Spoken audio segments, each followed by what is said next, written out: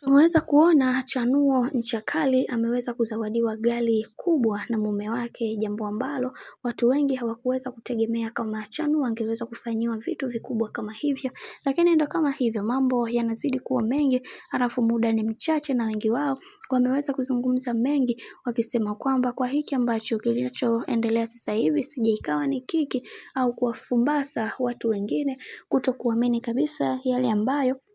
yanayoendelea, lakini yote ya yote tunamshukuru Mwenyezi Mungu kwa kila kitu ambacho alichoweza kukitenda, kwa sababu kuna mengi ambayo yameweza kutokea katika maisha na wengi wao walitamani sana kuweza kujua huu ukweli wote ambao unaoendelea kwa kipindi hiki, kwani watu wengi hawakuamini kwenye kile ambacho kilichoweza kutokea, na wengi wao waliweza kuzungumza mengi akisema kwamba kiukweli kuna cha kujifunza kikubwa sana katika haya maisha, kwa sababu kuna mambo mengi ambayo yameweza kutokea na wengi wao walitamani kuweza kujua vingi sana kuhusiana na hiki ambacho kilichoweza kutokea. Lakini pia tumeweza kuona baadhi ya watu wengi waliweza kumpongeza Chanuo na kumwambia kwamba Mungu aendelee kumsimamia katika kila hatua ya maisha ambayo anayopiga, kwa sababu yeye amekuwa moja kati ya mtu ambaye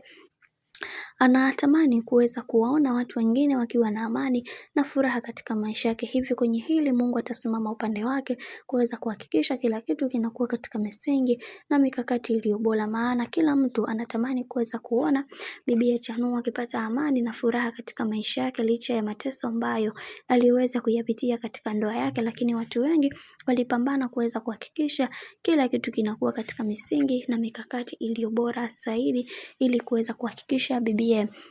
Chanuo na kuwa na amani na furaha. Bwana, kama ndo mara yako kwanza kufuatilia channel tupendwa hii hapa ya Vizusa Media, basi nikusii usisahau kusubscribe, like, kushare pamoja na kucomment. Mimi sina la ziada, wacha nikutakia siku njema na kazi njema.